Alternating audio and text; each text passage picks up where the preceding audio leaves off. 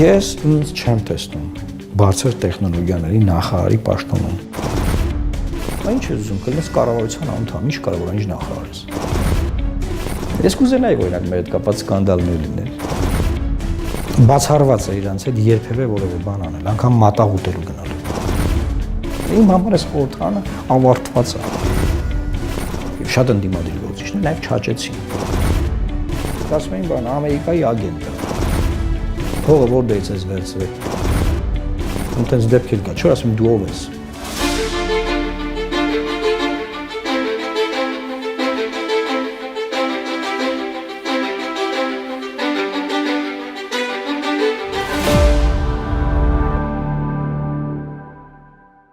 Բարի օր, Արմլու լրատվականի հարգելի հետևորդներ։ Ժողովրդի հարցերը հաղորդման շրջանակներում այսօր մենք զրուցելու ենք ազգային ժողովի նախկին падգամավոր Լուսավոր Հայաստան կուսակցության նախագահ Էդմոն Մարուքյանի հետ։ Պարոն Մարուքյան, շնորհակալ եմ, որ չմերժեցիք մեր հարցերին պատասխանել։ Պարոն Մարուքյան, նախապես մեր հյուրերին խնդրում եմ անկեղծ լինել հարցազրույցի ընթացքում, որովհետև փորձում եմ բացահայտել կերպարներին, քաղաքական ձեզ վաղուց գիտի հանրությունը, բայց այնպիսի հարցերի շրջանակներում գոնե հասկանանք ինչ ճանապարհ անցաք եւ այսօր որտեղ է գտնվում պարոն Մարուքյանը։ Նախ սկսենք նրանից, որ դուք քաղաքականություն մտաք որպես լոռեցի փաստաբան, ակտիվիստ ու հիմա երբ որ հետ եք նայում ձեր անցած ուղին, որտեղ է շրջադարձային, որտեղ սխալվեցի, կա ինչ որ անհասկանալի շրջադարձային կետ, որ հետ եք գնում ու մտածում եք։ Ճիշտն ասած ես միշտ այն սկզբունքով եմ գործել, թե որպես իրավապաշտպան, թե որպես, չգիտեմ, մարդու իրավունքների մասնագետ, որը մարդկանց սովորացնում է ոնց իրենց պաշտպանեն, թե որպես քաղաքական գործիչ, որ միշտ ինչ որ հնարավորություն կա, պետք է դա օգտագործել, այսինքն գործել, եւ եթե պետք է փոշմանես գործելու համար, որը շատ քիչ է լինում։ Ես երբեք չեմ անում այնպես, որ չգործեմ, ու հետո ասեմ, վայ ինչի չարեցի։ Այսինքն ցանկացած բան, այսինքն իմ մոտ ակտիվությունը մասնակցային է։ Հետեւաբար ես քանի որ այդ սկզբունքի մեջ եմ եղել միշտ, այսինքն իմ մոտ տրամաբանությունը հետեւյալն է, որ ես այդ պահին տվյալ քայլը արել եմ, կարելի չանեի, բայց մտածել եմ, որ չանեի, հաստատ փոշմանելու էի։ Բայց անելուց հետո չի եղել, որ ասեմ, վայ, ես իզուր արեցի բան, տենց մտքեր եկել գնացել են, բայց հետո որ շատ ժամանակ անցնի, որովհետև շատ դժվար է կարճ ժամանակահատվածում գնահատականներ տալ, որ ժամանակը ավելի է հեռու գնում, հա, վերլուծությունները շատանում են։ Ավելի եմ համոզվում։ Հետեւաբար ինչ որ շրջադարձային բան, ես կարծում եմ շրջադարձային բանը իմ կյանքում նա էր, որ ես շատ ոնց ասեմ, չկանխատեսված, որևէ ձևով չկանխատեսված, իմ հանգիստ կյանքով ապրում եմ,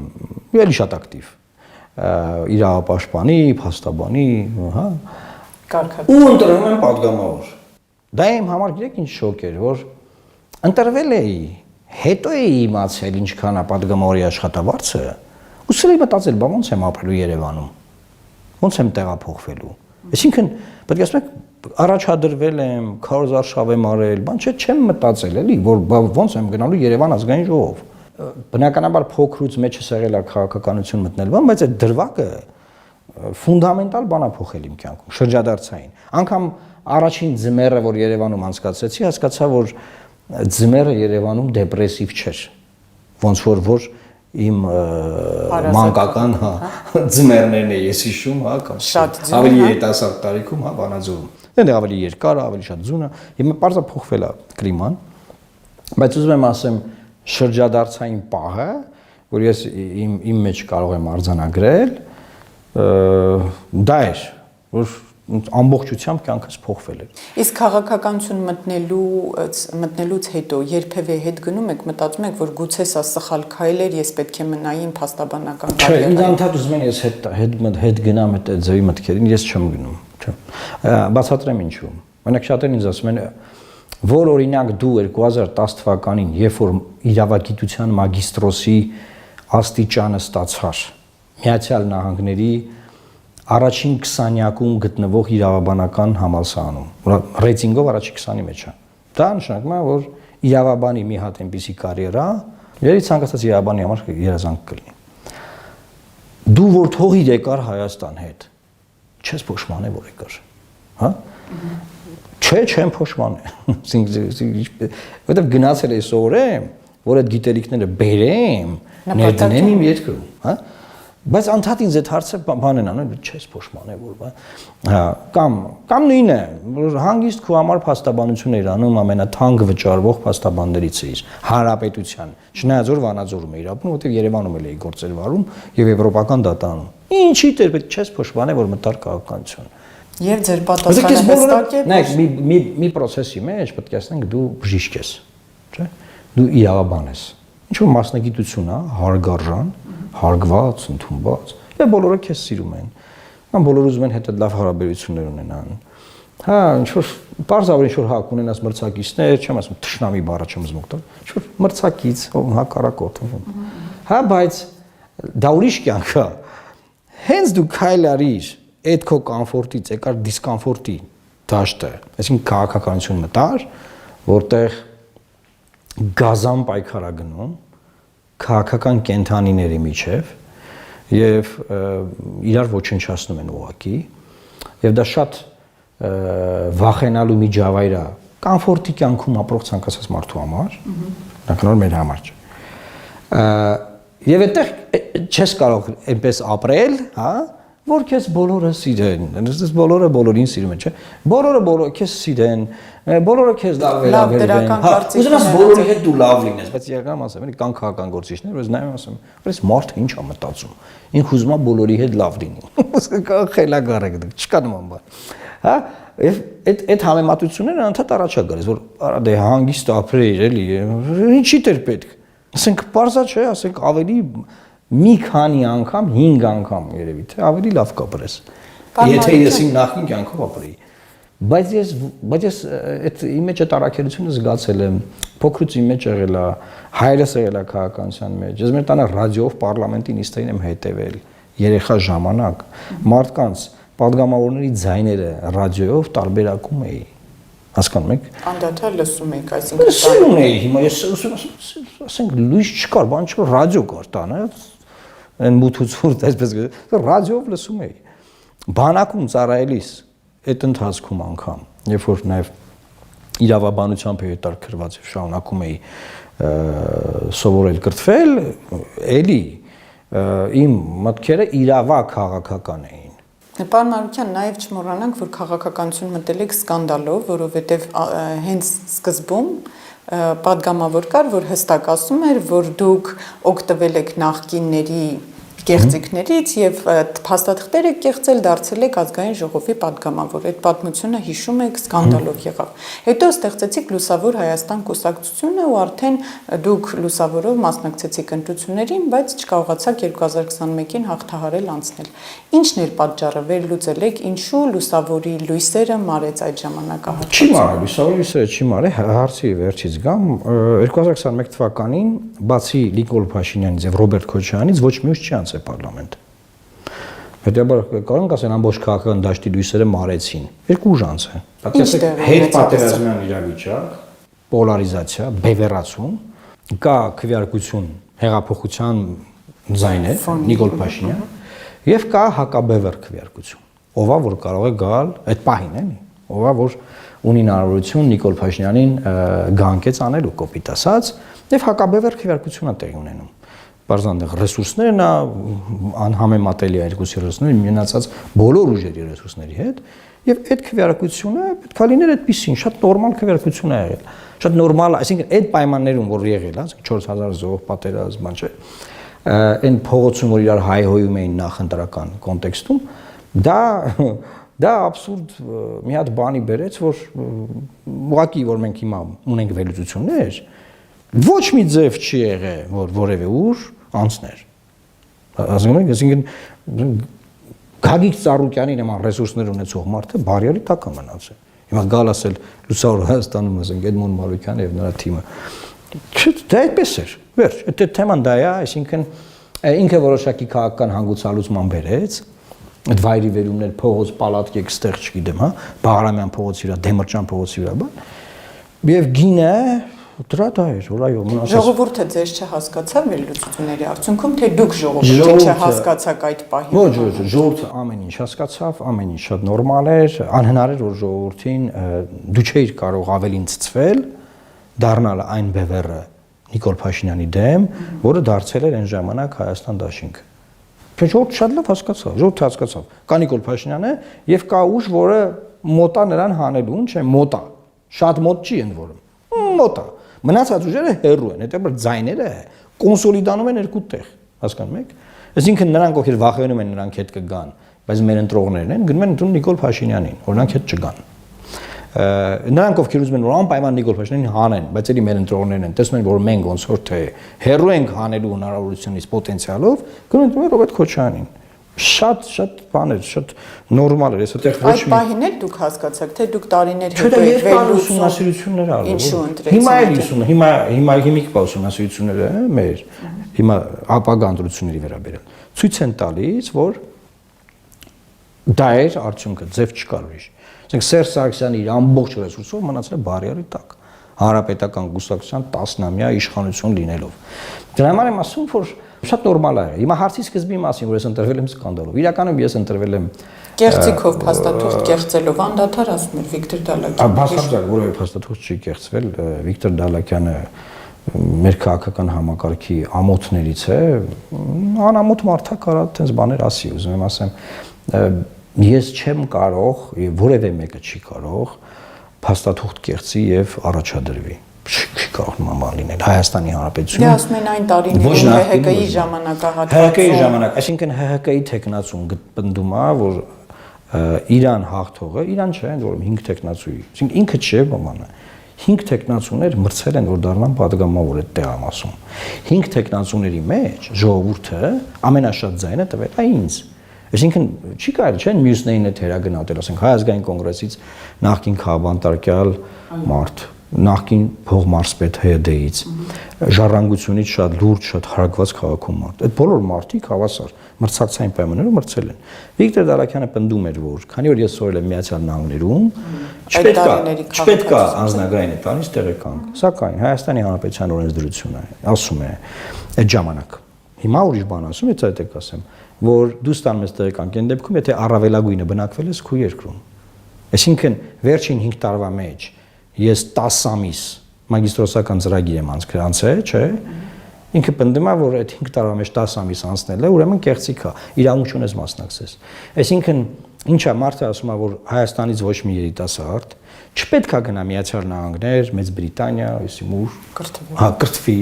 եւ եթե գնացել է, չպետք է որևէ ընտրության երկրի որոշումների կազմանը մասնակցի։ Դա ամենավերջին ստորությունն էր, բարձա որևէ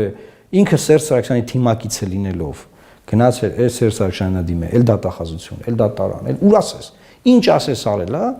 բայց փաստ ասենք ինչ անեն, կեղծեին ընտրությունները։ Ինքը եթե խելքը հասներ, հիմա ասեմ, եթե չմսամ երբեք չեմ ասել, եթե խելքը հասներ մինչև ընտրությունների ավարտը, հասկանար, որ ինքը պարտվելու է, ինձ կարող էին փորձել դուրս թողնել։ Գրանցումս չեղարկել, ես կդիմեի դատարանը, քանի որ ինքը իշխանության ներկայացուցիչ չէր, դատարանները կմերժեին ինձ։ Բայց պատկերացրու ընտրությունը եղել է Վանաձորի բնավ 30 տատվածքը գնաց է որոշել անցել է մի մարդու ընտրությունն ավարտվել է 3 օր անց Վիկտոր Դալակյանը հիշել է որ բայ իմ նախընտրական բուկլետում գրած է որ Միացյալ Նահանգներում սովորել եմ այս համալսարանում այս ինչ թվից այս ինչ թիվ այս ինչ ամսից այս հասկանում եք ինքը այդ վաղ գնացել է ասում Սերժ Ազատիչ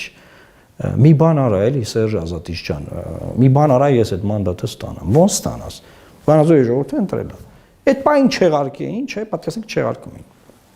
Նենց բողոքական զանգված էր։ 6 ամիս անց Վանաձորի քաղաքապետի ընտրությունն էր։ Առաջադրվելու է քաղաքապետի մելետեի հաղթելու։ Ձև չկար ինձանից բրցնելու, բրցում չկար։ Եվ ասին, հա դե լավ, իմ падգամավոր ընտրվել է, ինչ անենք։ Տարբեր ձևերի ճնշեցին, տարբեր ձևերի վրես ազդեցին, որ միանան որևէ թիմի։ Բոլորին մերժեցի ու մնացի անկախ падգամավոր, կարողացա մնալ անկախ падգամավոր։ Հետագայում բնականաբար արդեն 15 թվականին արդեն հիմնադրվում է Լուսավոր Հայաստան կուսակցությունը, որը ես կարծում եմ, որ Հայաստանի նորագույն քաղաքական պատմության մեջ ամենաարագ հաջողությունների հասած քաղաքական միավորն է։ Այսինքն Նիկոլ Փաշինյանի 83%-անոց ռեյտինգի ժամանակ լինել ընդդիմադիր, դա անեծք է։ Անեծք Այն որ տեսնում ես սխալ բան են անում, ասում ես սխալ են անում, շատ գեղեցիկ ձևով, էլի, այտենց շատ կառուցողական խոսքով ժողովուրդը ինչ անեց, կասես լցնում է քո վրա։ Խի որովհետև ինքը 83% ձայն է տվել։ Ինքը հեղափոխություն ա արել եւ մտածում եմ որ տուն ընտրել, ասում են ճիշտ է երիտասարդ են, բայց ոնց կարան իրանք սխալ, ինչ չասում։ Եվ այդ բարձր ռեյտինգի ժամանակ մենք այնպիսի հարվածներ ենք կերել։ Կարող դա էլա դեր խաղացել մինչև 21-ը, բայց 20 լավ, մենք կերել ենք թող ուրիշներն անցնեին, ոչ ոք չի անցել։ Ուզում ասեմ, մենք այդ անալիզը, այդ վերլուծականը ունենք, ինչի մասին է էլի խոսքը, եւ գամ սկանդալներին ասեմ, որ մեր հետ կապած ախր։ Ես կուզենայի, որ իրանք մեր հետ կապած սկանդալներ լինել։ Բայց ափսոս ինչ որ տենց դասական քաղաքական process-ով անցել ենք։ Երբ թե սկանդալային եղել է բանը Բանավեճը 10 թվականի եւ Գագիկ Ծառուկյանի բանավեճը, որը մտել է պատմության մեջ։ Ասենք միլիոնավոր դիտումներ ունի, Արավոտյանը կա գրասենյակ ստեղ, տեսա բաժակ են բերել թեյի, չգիտեմ հիմա ուրա։ Թեյ խմելու բաժակ սուրճ կամ էլի։ Ես քո կլասիկ ցավը տանեմ։ Մարդկանց այնքան էր դուրներն եկե, որ այդ ընկերությունը, որ բաժակների վրա գրություններ է տպագրում, հատուկ ողջևորված այդ բանից տպագրում, ինձ նվեր էին ուղարկել։ Ասենք հիմա սրճարաններում օրինակ ասում են ամերիկանո եք խմում կամ ինչ-որ բան կա, չէ՞, ասում են առաջարկ կլասիկ թե բան, ասում են դե պարզա կլասիկ։ Այսինքն այդ բանը անընդհատ կա, շատ մարդկանց մեջ տպավորվել է, բնական պոզիտիվ իմաստով։ Պարոն Մարուկյան, դուք միշտ նշում եք, որ ես նույնն եմ, պարզապես իրողություններն են փոխվել։ Հիմա բայց շատ ուժեղ քննադատում եք եւ իշխանությանը եւ ընդդիմությանը։ Երկկողմանի սա սկզբունքային քաղաքական հաշվարկ է նաեւ ընդդիմությանն էլ երբեմն ասում եք սխալներ իրենց ինչ եք թույլատրել եմ։ Ինչին նեղում են ձեզ ընդդիմությունից, ասում են պետք չի խփել ընդդիմությանը։ Չէ, ընդդիմության վերաբերյալ ինչ որ ես ասել եմ, դա ասված է եւ ինչ որ ասել եմ եղել է։ Եվ հիմա շարունակել այդ նույն բաները ասել, հիմա լավ երկու օր առաջ Ալեն Սիմոնյանը, նայելով ընդդիմադիրներին, ասավ արա ինչի եք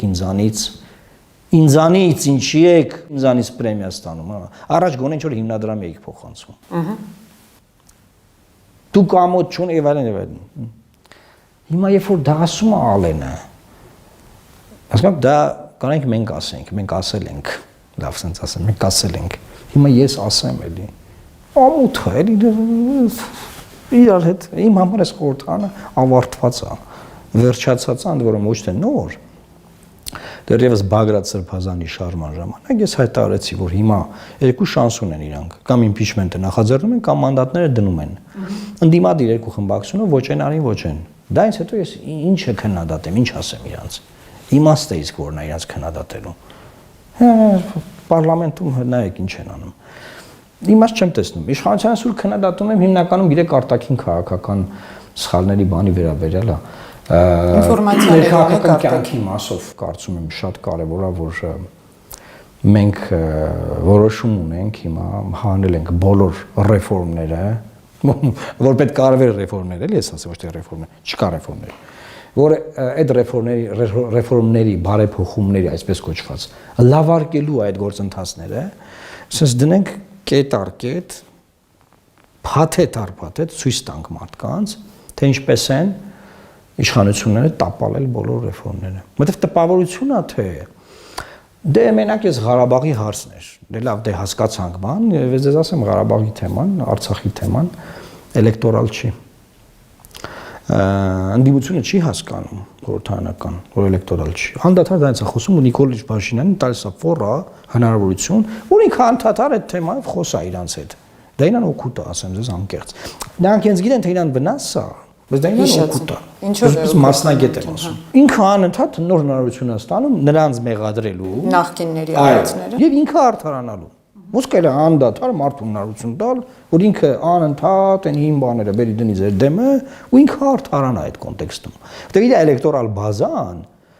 այդ ամեն արդարանալը վերցնում է որպես փաստարկ եւ ավելի է համոզում, որ ճիշտ է ախպեր։ Նրանք են մեղավոր։ Նախկիններն են։ Հա, օրինակ, պարզավոր բոլորը մեղք ունեն հիմա, այքես բան։ Այնքան են խոսած այդ թեմայից, բայց ում ասեմ չեն հասկանում, էլի չեն կարողանում տարանջատ են ինչ են խոսում։ Անկեղծ ելնեմ ձեր հետ շատ ավելի էլի։ Խորհրդարանական ընդդիմադիր խմբակցություններում քաղաքական գործիչներ գրեթե չկան։ Երբ որ քաղաքական թիմը ձևավորված է ոչ քաղաքական գործիչներից, բնականաբար նրանք չեն հասկանում ինչ են անում։ Երբ որ չեն հասկանում ինչ են անում, հետևանքները հիմա այսպեսին։ Իշխանական թիմն էլ իմիջ հայրոց։ Եվ ասեմ ձեզ, իշխանականում էլ քաղաքական գործիչներ չկան, այսինքն որ մտածում։ Էլի շատ քիչ։ Եվ հիմա ցանկացած մեկին եկեք կանգնացնենք օպոզիցիայից, ասենք օրինակ ինչ կարծիք է, չեմ ուզում որևէ մեկի անունը տամ, էլի, իշխանությունից որևէ մեկի անունը տամ։ Իշխանության թիմի Պողոս Պողոսյանը, ըստ քեզ 21-ից մինչև այսօր աճել է, կամ 18-ից մինչև հիմա աճել է 7 տարվա մեջ, ես փորձել եմ էլի տեստ արել եմ։ Բոլորն ասում են, դե հա, իր վրա աշխատում է, բավականին աճել է, մասից բաներ են խոսում։ Ու ասում եմ, իսկ դու աճել ես։ Արա գոնե չեկել աճում ախպեր։ Իշխանությունը հիմա խորհրդանի ներսում ուժեղ է նաև նրանով, որ իրա բերած մարդիկ, որ ապակաղակական, ես հայտարարություններ ունեմ, այլի ասած, որ ոչ մեկեր են, ոչ մեկեր։ Հա, որ ոչ մեկ է, չգիտես ով է, ես իմով է։ Ու տենց դեպք էլ կա, չէ՞, ասում դու ով ես։ Կարևորը խոսացող Ես դա հարաբերական ասեցի դու ով ես։ Դες մեծ պատմություն դարձավ։ Ասեմ պարոն Մարուկյան, չեք հասկանում ինքը ով է։ Տեղը չեք բերում ինքը ԿԳՄՍՆ, եսի ինչ ԴՊՌՍՏ, հանձնաժողովի նախագահն է։ Բայց չէին հասկանում, որ դա չեմ հարցնում։ Հա, անցած ուղին էիք հարցնում, ինչ ով ես, Չես ինչես անցել։ Ու ինքը հարցի պատասխանը ոչ մեկ չի կարող տա, ընդ որում ոչ միայն ինքը, այլ էլի ելիքը մարդ իր հետ։ Հիմա հարցը հետևյալն է, որ ընդդիմությունը եւ շատ ընդդիմադիր գործիչներ նաեւ չաճեցին։ Այսինքն լավ սիտուացիոն լիդերները, դեպայն Ռոբերտ Քոչարյանը, Սերժ Սարգսյանը հավաքել է մարդկանց, որ դեի միում հավաքել է, գնացել, մասնակցել են, հայտնվել են մանդատները իրաց ձեռքին։ Հասկացանք լավ սիտուացիոնը, բայց կարելի է դառնալ քաղաքական գործիչ։ Կարելի է դառնալ, այդքան սխալ չանել, որ ձեզ չծամեն։ Չէ ախպեր։ Չեն դառնում։ Հիմա սա չէ քննադատություն է, սակայն բացարձակ քննադատություն չի։ Սա բան է, ափսոսանք է։ Քննադատություն պնդում եմ ես հիմա չեմ արձագանքում, չեմ քննադատում ընդդիմադիր ուժերին։ Ցանկացած մեկին որ քննադատում ես, իմաստը հետևյալն է, որ ինքը շտկի։ Ինքնանպատակ, քո պարապ չենք ինքնանպատակ մտածում։ Խոսենք։ Հա, որ հուշում եք, ասում եք, որ հիմա որ դուք մի բանից քննադատեք, օրինակ ասեք, չգիտեմ, մի բան։ Ես իմաստը այն ալնելու, որ ես շտկեմ դա, չէ, ավելի աճեմ, զարգանամ, բարձրանամ, առաջ գնամ։ Հիմա ես քննադատել եմ այդ միտումը, որովհետև իրանք են այնտեղ, ժողովուրդը իրանց է տվել մանդատը։ Որ ես պարտավոր եմ քննադատեմ, օգնեմ իրանց, որ իրանք ավելի անեն, քան որ կարող անում են, չէ։ Հիմա ինչի՞ չեմ քննադատ, որովհետև չունեմ ոչ մի հույս, որ իրանք կանան շտկեն, չէ։ Եվ ինչ կա դա դե հիմա։ Այսինքն նույնը շատ դեպքերում նույնը նաև Նիկոլ Փաշինյանն է վերաբերում։ Բաներ կասում, ժողովուրդ մեր քննարկումները ասում, ժողովուրդ այս մարդու եւ այս թիմի կարողությունը այսքան ինչ եք ուզում։ Կարելի է համակերպվել այդ դրա հետ, որ էսա եւ զրույց է խոսակցությունը վարել ժողովրդի հետ, ով որ որոշում է ով է լինելու վարչապետ, ԱԽ-քարտուղար, ԱԳՆախարար կամ որևէ գործակալության ղեկավար։ Անդադար այդ մարդկանց ասում եք ինչ, եթե ինքը չի ընկալում, չի ուզում շտկվի, եթե դաժե անգամ ընկալի, չի ուզում եղբայր ընկնի, ասենք ինքը քննադատություն դառնում է բան։ Ամենօրյա ինչ որ դրդռոց է գալիս ինչ որ։ Ոչ արձագանքով ինչի համար։ Հիմա իմ փաստարկը որն է ժողովուրդ նայեք ովքեր են քաղաքական թրծված քաղաքականության մեջ արդեն այո սխալներ թույլ տալով, չթույլ տալով եւ այլն, էական, այսինքն ովքեր արդեն ձևավորվել են, գիտեն, հասկանում են։ Դուք ամեն անգամ ուզում եք նոր բան փորձեք։ Քանի որ 21-ից հետո Լուսավոր Հայաստանը դուրս մնաց խորհրդարանական աշխատանքից, դուք հատուկ հանձնարարություններով դեսպան նշանակվեցիք, բայց դեսպանատուն չկար, փաստորեն աշխատանք եք կատարում։ Դա դեսպանատան աշխատանք չի։ Դա ինչպես ֆիքսենք այս, սա պահեստային նստարանի վրա սպասում եք, որ ինչ որ պաշտոնի պետք է նշանակվեք, թե իսկապես գործ կար անելու, այդպես էլ հանրությունը չհասկացավ, որտեղ գնաց պարոն Մարուկյանը այդ ժամանակ։ Ես կարծում եմ դա հասկացել են, ընդհակառակը ես շատ ավելի լավ արձագանքներ եմ լսում, որ ինձ դիտարկում են հետևյալ կերպ, որ ես մի մարդ եմ, որը որ էլի եմ ասում, սկզբից է խոսեցինք, որը որ ամեն հնարավորություն փորձում է օգտագործի իր երկրին ծառայելու համար։ Բացված հնարավորություն։ Բայց պետք է նաև այդ ծառայությունը լինի մի բան, որը կապված է իմ հետ, այսինքն իմ մասնագիտական կարողությունների։ Երբ որ խորհրդարանի ընտրությունները վերջացան,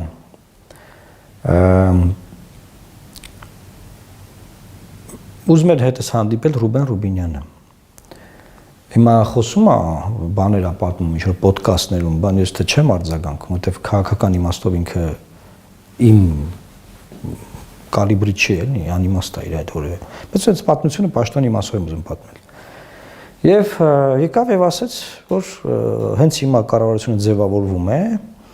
մենք առաջարկում ենք, դե բարձր վարչապետն է ուղարկել Ռուբեն Ռուբինյանը, ով է, որ որոշի ով կարա դառնալ մինիստր, ով կարա։ Մենք առաջարկում ենք բարձր տեխնոլոգիաների նախարարի պաշտոնը։ Ընտրությունները երբ եղել, հիշում եք, հունիսի 20-ին։ Ես ես ասում եմ ընտրություններից մի քանի օր անց։ Ես խորհրդանում եմ, իմ աշխատասենյակում եմ, ունեմ իմ կաբինետը, ամեն ինչ, դեռ չենք հանձնել ոչ մի բան։ Ես ասում եմ, նախ ապշա զարմացա, ուսես չէ դե պետություն է, դուք չէիք կոչանում, որ պետքա բոլորը իրենց ջանքերը մեկտեղ են։ Ասում այո։ Հիմա ասում եմ, դե չեք անցել, չէ, բայց դուք ունեք այդ կարողությունները, պոտենցիալը, դի պետության համար, բայց դուք եք քարոզ, ինչ քարոզել եք, չեք ուզում անեք։ Քարոզել եք, որ բոլորը պետք է միավորվեն, ազգային համաձայնության կառավարություն ստեղծվի, նայեք, բացեք մեր քարոզարշավը նայեք։ Այլ բանա որ հակաբևեռքի վերակցությունների, որ այս մի խումբ ուզում էր գնային կախեին նրանց, նրանք ուզում են գնային վառեին նրանց, բայց մենք էդ էինք քարոզում։ Այդ սխալ հաշվարկ էր։ Իսկ մի իրավիճակում ոչ ոք չի ուզում միավորվի, ոչ ոք չի ուզում ազգային համերաշխություն, չէ, մենք մտել ենք, ասում ենք պետք է միավորել ազգային համերաշխություն, չեն ուզում մարդիկ։ Հա, ու ասում եմ մերժում եք։ Ասում եմ, լսի, նախ շատ զգացված եմ, շնորհակալ եմ վստահության համար, ինչ ասես եղել է, չէ՞ մեր մեջ։ Ինչ է, ինչ քննադատություն, հիշեք մեր այդ ծուր քննադատությունը, չնայած մայիսի 12-ի հարձակումից հետո մենք ասացինք, որ բոլոր տարազանությունները դնում ենք մի կողմ։ Էլեկտորալ շրջանը Հայաստանը հարձակման մեջ է, արդեն Հայաստանի տարածք են ներխուժել, նոյեմբերի 9-ի փաստաթուղթը կա, բան, վիճակ ուզում եմ պատկերացնեք, էլի։ Ծանր։ Ասում եմ, ես ինձ չեմ տեսնում բարձր տեխնոլոգիաների նախարարի պաշտոնում։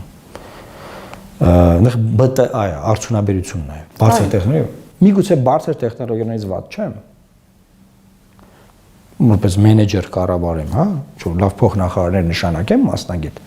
Ու նորմալ կլինի։ Բայց ասում եմ, եղբայր, ինձ պաշտոն, պետք չի, որ պաշտոն լինի այն։ Խնդրում եմ փոխանցես վարչապետին, որ շնորհակալ եմ, սակայն ես ինչ չեմ տեսնում այդ պաշտոնում։ Շնորհակալ եմ։ Թե ասեց ուրիշ բան ես, բան չենք կարող առաջարկել, դասի ոչ մի խնդիր, բայց ով է ուզում որ առաջարկեք։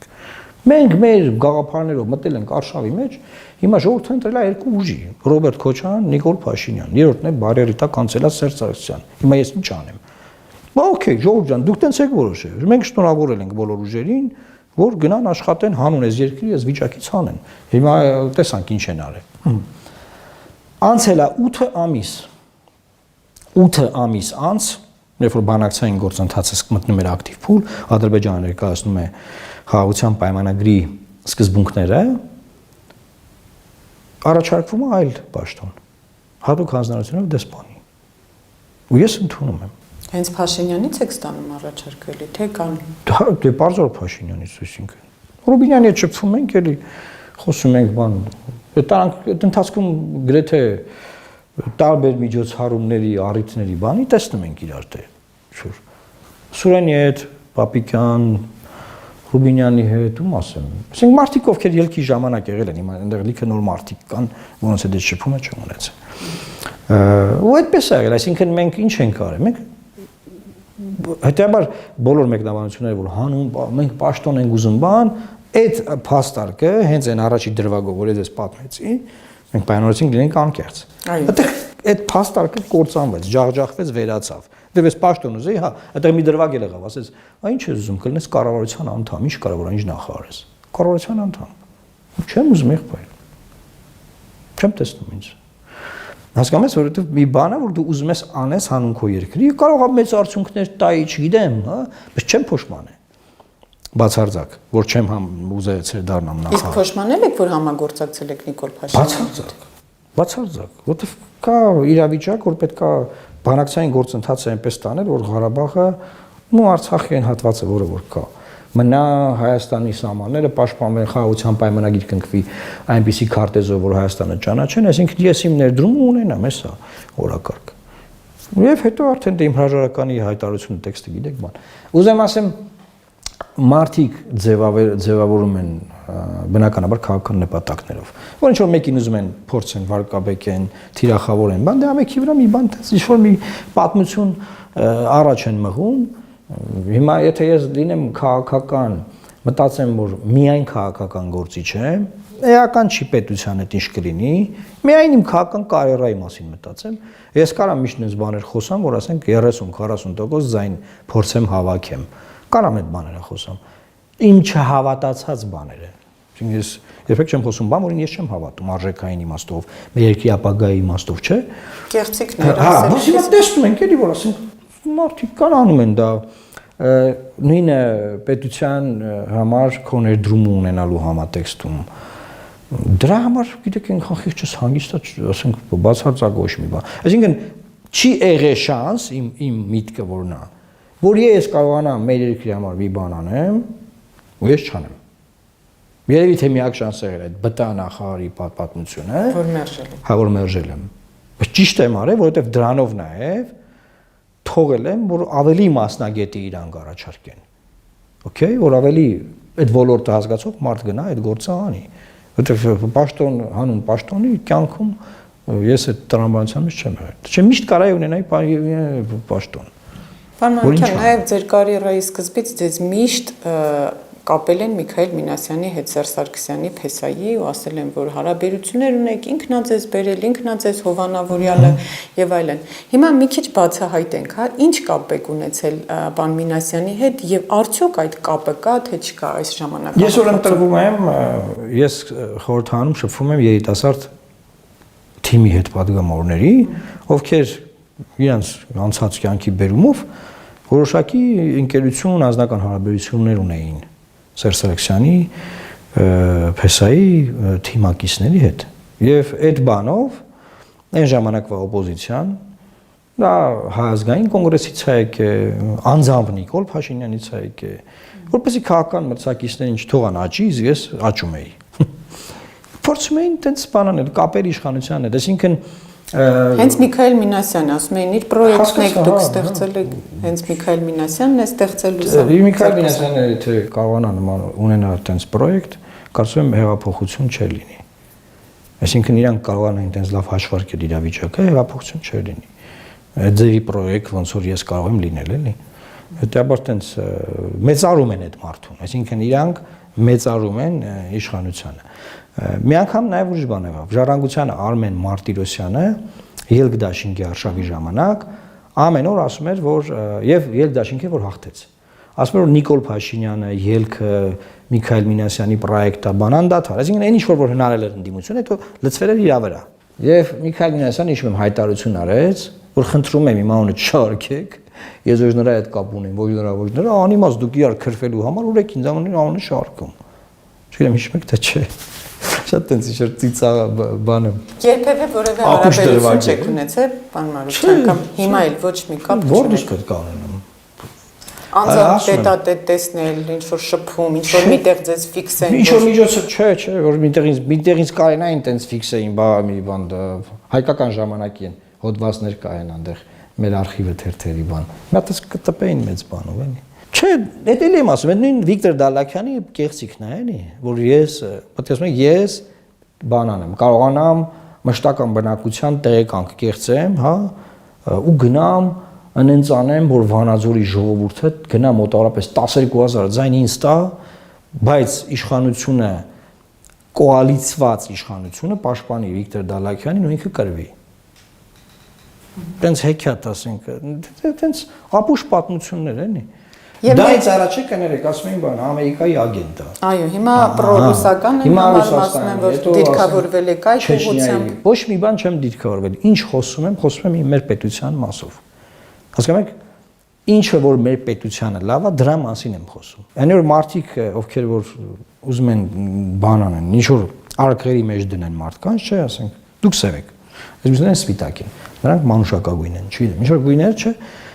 Իրանք անընդհատ ուզում են տենան դու ում կողմից, որ կողմից ես։ Դու որ կողմից ես։ Դու ասենք որտեղից ես վերցրել։ Որտեղից ես վերցրել։ Կամ հիշում եմ, որ Լուսար Հայաստան կուսակցության հիմնադիր համագումարներ, ես լավ հիշացրեցի։ Մարիոթ հյուրանոցում։ Եվ համագումար են կանում, դա շատ համեստ։ Ու լրագրողն եկին ասում են, բայց փողը որտեղից է, փողը որտեղից է, ասի կներեք, դե ասում ենք ցույց ենք տալիս եւ այլն։ Մեկի ասեցի մի բան հարցնեմ, էլի, ո՞նց է եղել, որ քաղաքական դաշտում ով որ ինչ-որ բան անում է, չեք հարցնում փողը որտեղից է։ Այսինքն բոլորի փողի տեղը գիտեք, հա, մտածում եք լեգիտիմ է։ Եվ ցանկացած նորաստեղծ ինչ-որ ուժի մեկ ասենք, բա փողը որտեղից է, բա փողը որտեղից է, բա փողը որտեղից է։ Եվ տեսան, որ առաջին երկրում առաջին դրամահավաք որպես միջոցառում ու դրամավակ անում, բաց երևում է։ Կուսակցության բանը մենք ենք արել։ Մեզանից հետո ԿՊ-ն է արել։ ԿՊ-ն մեզանից է, մեզանից հետո արել, չեմ ուզում ասեմ, մեզանից է սովորել, բան հիմա բոլորս իրարից սովորում ենք։ Հետո արդեն ելքով ենք արել։ Ուզում եմ ասեմ, այդ իմաստով մենք աշխատել ենք աշխարհի լավագույն տեխնոլոգիաները բերել եւ ներդնել մեր քաղաքական կյանքում։ Հիմա ինչ որ ուժեր աճել են, սովորել ենք, դաժե անգամ մեզանից առաջ են անցել, այն շատ լավ է։ Եթե ինչ որ ձևի կարողացել ենք դաշտը փոխել ավելի իրան մաքուր, ավելի երևացող դարձնել, շատ ուրախ եմ։ Իսկ միշտ նշում եք, որ եթե Սերժ Սարգսյանն ու Ռոբերտ Քոչարյանը ձեզ լսեն, դուք Նիկոլ Փաշինյանի իշխանությունը ընդամենը մի քիփլիկ ընդդիմադիր ուժ կսարքեք։ Ո՞րն է այդ պլանը, ո՞նց եք մտածել, պարոն Մանուկյան։ Հիմա մարդիկ ընդունում են Նիկոլ Փաշինյանին, չեն կարող դա չարձանագրել։ Բացատրեմ երբ եմ ասել, Մարզերում ու ինչ հիմքով եմ ասել, ես ասել եմ դա 21 թվականին ազգային ժողովի ամբիոնից, դեռևս չէր ձևավորվել նախընտրական ուժերը, բայց խորհրդանը ցրված էր, մենք խոսում էինք ամբիոնիզման, եւ այդ ժամանակ ասել եմ, որ եթե դուք մասնակցեք, Նիկոլ Փաշինյանը վերընտրվելու է։ Լսեք ինձ, մի մտեք, մի բևեռացրեք եւ ժողովուրդը բազմա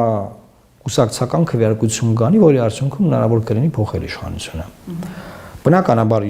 իրանց ասածն են արել, չեն լսել, ես ով եմ որից լսեն, չէ, դա գծի մեջ են իրանք։ Եվ ձևավորվել է այդ ձևի խորհրդան, այս ինչ որ մենք ունենք։ Դա ինձ հետո էլ եմ ասել եւ մենակ ես չեմ ասել։ Միքայել Աջապայանն, Սրբազանն էլ ասել, որ պետքա դուրս գան քաղաքականությունից, որտեղ ինչ ուզում ա դուք մեղադրեք Նիկոլ Փաշինյանը, ժողովուրդը ձեր հետ հերադարձը չի ուզում։ Մենք հարցումներով, բոլոր հարցումներով երևում է, որ հարցումներով 80%-ը պնդում է, որ մարդիկ չպետքա հետ բերեն նախկիններին։ Ես անգամ այդ նախկիններ բառերը սկսեմ չօգտագործել։ Բայց հիմա հարց, երբ որ նախկինները մասնակցում են, չէ, այն 20% միջակայքում ձայները տանելու համար, իրենք 80%-ին ուղարկում են դեպի Նիկոլ Փաշինյանը։ Չեմ ասում 80-ն է տանում տալիս է Նիկոլ Փաշինյանին, բայց այդ բացառման մեթոդով ինքը վերցնում է շատը։ Որտեղ վերջին հաշվով ինքն է ասոցացված հեղափոխության հետ եւ նրանց հերացնելու հետ։ Ոչ միայն Սերժ Սարգսյանը, մեծ այդ ռեժիմը, լավ, այդ համակարգը։ Հիմա, այսինքն դա շատ պարզ է, շատ, բայց ես վերջերս դա չեմ ասում, ինչու, որտեղ կրկնում եմ, եւ որ իմ բան ես ասում, պետքա հույս ունենաս, որ իրանք դա կանեն, չէ՞ կփոխեն մի բան, չէ՞։ Եթե այդքան ասել ես չեն լսել, իմաստով է էլի շարունակես ասել։ Թողնեն։ Հիմա մենք ասում ենք Ժորժ ջան, Նիկոլ Փաշինյանին կոնկրետ փոխելու հնարավորություն կա։ Բացատրեմ ոնց։ Ավելի թարմ բան եմ ասում։ Եթե լինի ձևավորվի շատ մեծ խոշորացված ուժ, որը չունենա առաջնորդ նախորդ նախագահների նման, հա, չլինեն իրանք։ Իրանք ասեն մենք դուրս ենք գալիս։ Ժորժ ջան, մենք գնում ենք։ Նիկոլ Փաշինյանին կդարձնենք, լավ, փոքր չէ, մեծ ընդդիմադիր ֆրակցիոն կլինի։ Բայց Քոչարյանն արդեն ասել է, որ իր դեմքով մասնակցություն։ Հա, դրա համար էլ չեմ ասում, էլի հասուպել չեմ ասում։ Ես լուծումը հարցնում եմ, ես լուծումը ասում եմ։ Ձեզ։ Չէ, հիմա այդ խնդիրը այդքան սուրճ է, ինչու՞։ Որտեւ այլևս Նիկոլ Փաշինյանը ժողովրդին չի կարողանում վախեցնել Ռոբերտ Քոչարյանի վերադարձով։ Ինչու՞։ Որտեւ Ռոբերտ Քոչարյանի ուժը այլևս հետ է ընկել։ Հիմա տենց է։ Այսինքն կա մեր ձևով։ Հիմա դրա համար իրողությունները փոխվել են, 21 թվականի իրողությունները չեն։ Ճիշտ է, իշխանությունը ուզում է անդադ իրանց թիրախավորի առաջ բերի Սերժ Սարգսյանին, Ռոբերտ Քոչարյանին, այ դուք պետք է բան անդադ իրանց թիրախ դարձնի, որ հակաբևեր քվեարկություն ստանա, բայց մեր ուսումնասիրությունները ցույց են տալիս, որ դա չի ստացվում։ Եվ վերջին հարցս ներկուսակցական, պարոն Մարուկյան, ի՞նչն է խնդիրը, որ կուսակցությունը լքում են կարկառուն դեմքերը, Անի Սամսոնյան, Աննա Կոստանյան, Մանեթ Հանդիլյան, բարդ է ձեզ հետ աշխատելը, պարոն Մարուկյան։ Ես միշտ այդ հարցին ասում եմ հետևյալը, կուսակցությունը կամավոր միավորում է, բոլորը ում դուք թվարկում եք եկել են կամավոր, չէ, եւ կամավորել գնացել են, յուրաքանչյուրը իր մտորումներով, իր բաներով Հայաստանում չկա կուսակցություն, որից մարդիկ դուրս չեն գալիս, եւ չկա կուսակցություն, որին մարդիկ չեն միանում։ Մեծ շատ լիքը մարդիկ են միանում են։ Ինչն է պատճառը, ամեն մեկի դեպքում եղել է ինչ-որ մի պատճառ։ Այսինքն Ձեր անձի հետ կապված նկատի։ Չէ, հիմա Մանեթ Հանդիլյանը հայտարարել է, որ ինքը հիվանդ է եւ քաղաքականությունից դուրս է գալիս։ Ես կապ ունեմ, իմ անձին ինչ կապ ունի դրա հետ։ Ուզում ասեմ, հիմա ամեն դեպքին առանձին չանդրադառնամ, բայց շատ նորմալ ենք մենք վերաբերվում, ինչ որ որևէ ինչ որ տրագեդիա չենք տեսնում դրա մեջ։ Մեր ժողովրդի քվեարկություններն էլ հիմնականում կենտրոնացված են լիդերների վրա։